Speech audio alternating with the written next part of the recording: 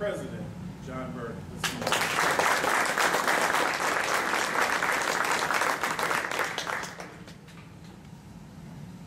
Good evening, men. Thank you for being here. I could cover many different things. I'm not certain I'll get to all, but I'll try to touch on a couple of key issues. Let me start with two statistics. Numbers are easy to remember. 26.2 and 52. Last year's senior class graduated with ACT average of 26.2, which puts us in the 98th percentile nationally. An unbelievable academic economy. Unbelievable. We have 52 state championships in 10 different sports over the last 49 years. And I will tell you all here tonight that that is all we did on closing the doors of the school today, because that's not what this school is ultimately about. If we graduated 4 all-state guys who couldn't be trusted by their parents, who were not a credit to society, who didn't know the difference between right and wrong, we have utterly failed. Utterly. One of the great moments in my life is seeing my 2 sons graduate and hear people tell me things about them, not athletically, not academically, what kind of men they've become. It's exciting to hear that. And I guarantee, how many, out of curiosity, how many of you in here have already had a son graduate? I would be willing to bet you that they can't tell you what their son's GPAs were when they graduated, or what their SAT or ACT score. I don't know that they really care in the end. Obviously, at the time it's fun. I'm not going to in any way suggest to you that academics and athletics are not important. But, again, I point to that cross. The fact that we get to teach values, talk about God here, I don't have to worry about any government intervention in that. The fact that I can work with your sons and talk to them about, that's not really the way we do things. We want to try and build them and shape them and form them. And it's messy sometimes, right, Dan? Okay? Not always easy. I'm not suggesting there's cooperation every day. But I know, because I've had the pleasure for the last 5 years now of traveling throughout the United States and meeting many of our 8,800 graduates. And I see the kind of things that they do, the kind of people they've become, the kind of fathers they are, the kind of anchors in society. And I tell you, there's a reason there's a passion. Because I know that what Brother Miller started 49 years ago, God bless him, when he opened the doors and brought in those 200 freshmen, including Bob Stark, those of you young kids in his class. And Bobby was a 13-year-old freshman back then. And little Denny King, who was also, I think he was 14 when he started.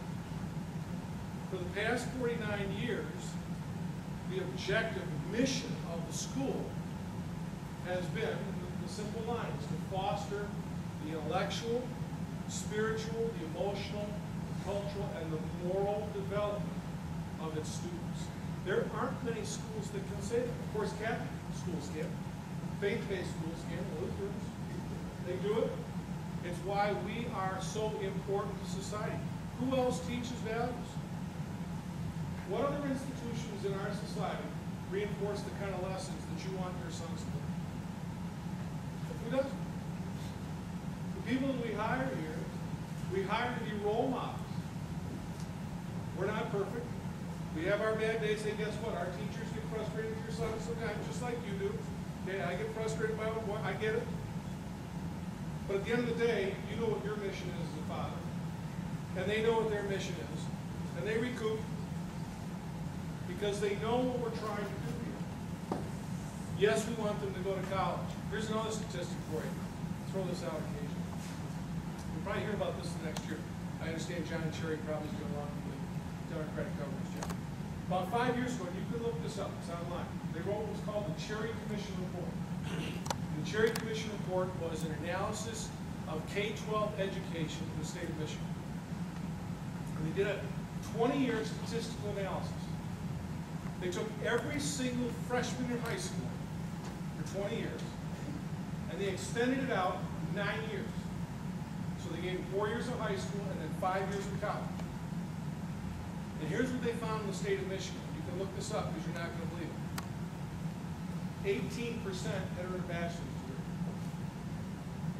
making us 47 in the states for being prepared for this new information world, this high-tech, white-collar world.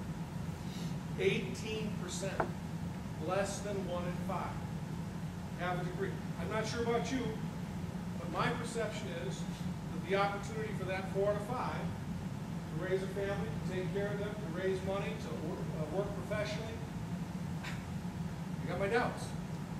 I'm not saying college is the only way. I'm suggesting it's an important way to monitor. You know what the Brother Rice percentage was? We took the class in 04 and 03. We're college prep, right?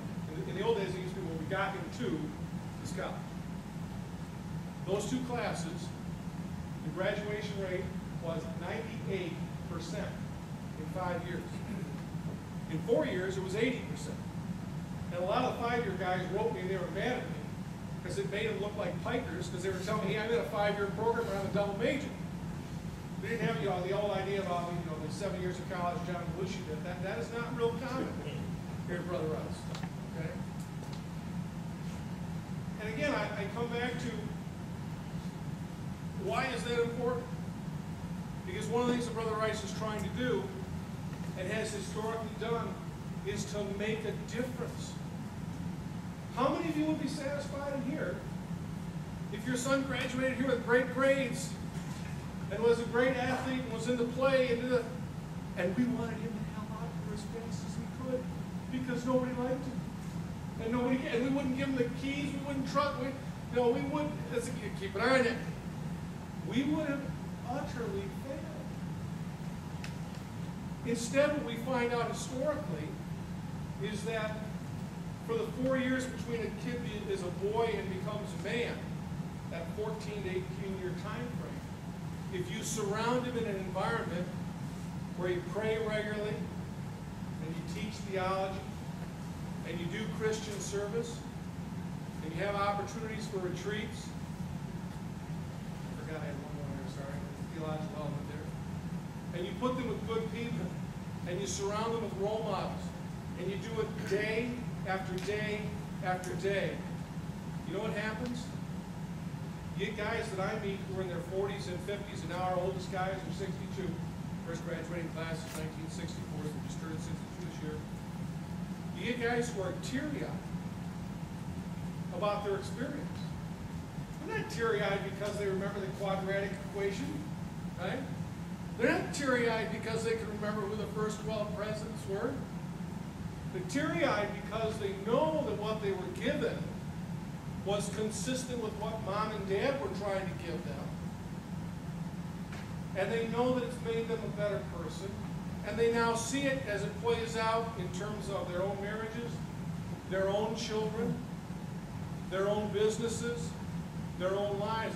I could tell you, I mean, honestly, we could go here for a couple hours. I could tell you story after story after story of what Brother Rice guys have done that amazes me. If you walk through the school, maybe you did it on Week Fact, maybe you noticed this a couple nights ago. You'll see above all the classrooms these signs, Brother Rice leaders, right? Their names, their classes, what they do. Those stories are powerful. Today I had a guy in Brother Rice who came in for the Michigan-Notre Dame game. And by the way, I was accepted by Notre Dame. My dad went to Notre Dame. I started going to Notre Dame games in 1964. So this is one of the few games where I'm real quiet. I just try to watch the game and enjoy the best I can. And I wouldn't have been too upset with the tie. One of my early childhood memories, I was at the 1966 10-10 tie. I can still remember my dad being mad as hell when we drove home. Now, maybe a tie wasn't